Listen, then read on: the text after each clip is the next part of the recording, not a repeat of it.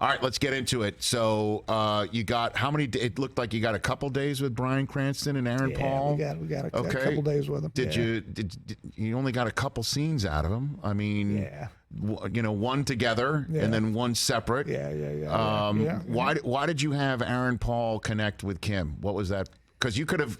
You could have connected any dots you wanted, and these are the dots that you connected.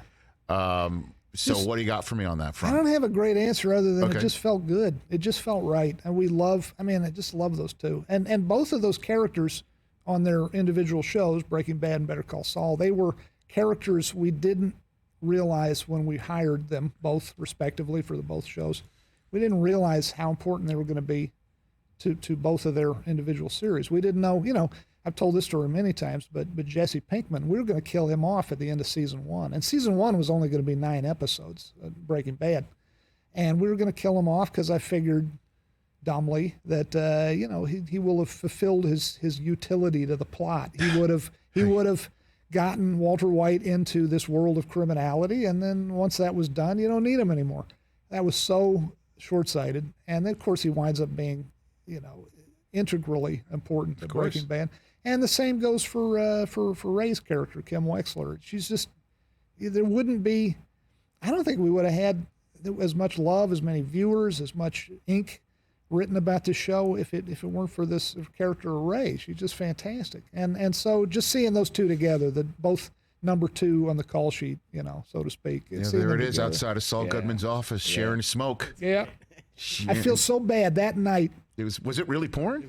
Oh, no, it wasn't pouring. Okay. That's all fake rain, courtesy Werner Hanlein, our wonderful special effects genius. But it was miserable. It's just as miserable as a real thing to shoot in, I can tell you that. Sure. But it was months ahead of when the whole rest of the script was written, because it was the small window we had to get Aaron Paul. And he was such a trooper. It's just peeing down rain, fake rain, but still peeing down rain all night. It's cold. And he does not smoke.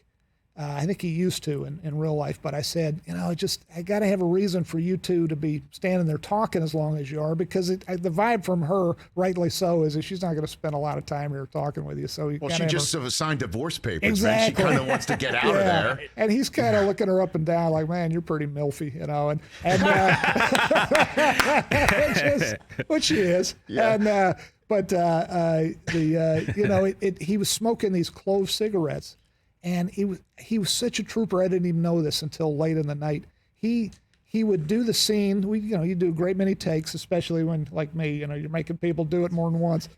And he would go inside, and I think he might even have thrown up. He had such a migraine from these these fake cigarettes, and he was such a trooper. I didn't even know it until my AD said, do you have to do another one? Yeah, he's really suffering, and he's the sweetest guy in the world. Well, and then there's the scene where it's Walter White and Jesse Pinkman back together in the RV with Saul Goodman in there, and the RV's not starting, and just the byplay between Jesse and Walter. It was just so delicious to see the derision and the anger and the odd buddy aspect of it just back one more time with the RV not starting. Why'd you decide to utilize that moment?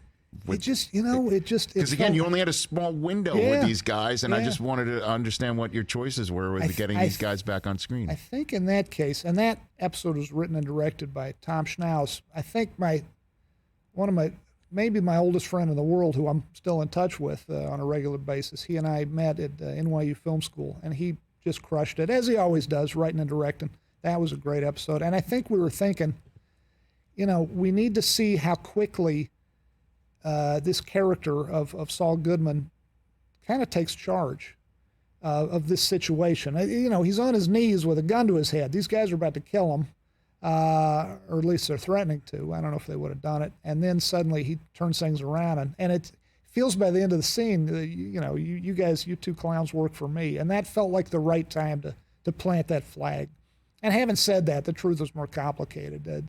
I think Saul Goodman did live in fear of Walter White, especially toward the end. I think everybody on Earth, not everybody on Earth, everybody in that world did. But yeah, there was a time there where Saul, is the consigliere who is kind of in charge of the operation and saying, why don't you, do it this way, don't do that, and you'll get caught. And there wouldn't have been, as he says in that last episode of Better Call Saul, there wouldn't have been a Heisenberg without me. And I think there is some truth to that. There's no question. Yeah. And then, of course, the scene in the finale where Walter White is there with Saul Goodman, and they're, on the process of going on the lam, and we all know Walter decides not to do that, and that's the way Breaking Bad winds up ending.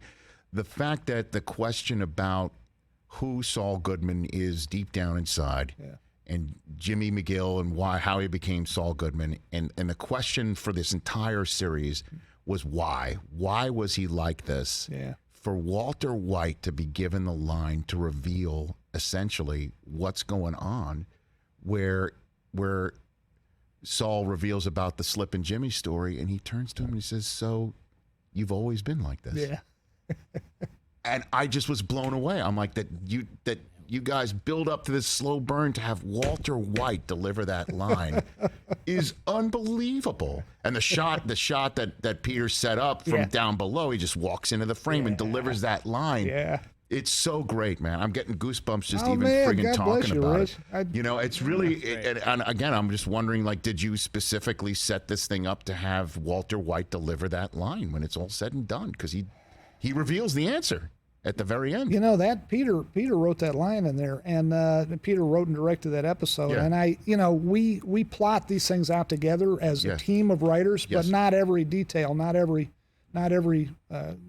granule in this is a group effort. And I don't remember, maybe we did talk about that in the writers' room, but it's just as likely, if not more likely, Peter just came up with that when he was writing it.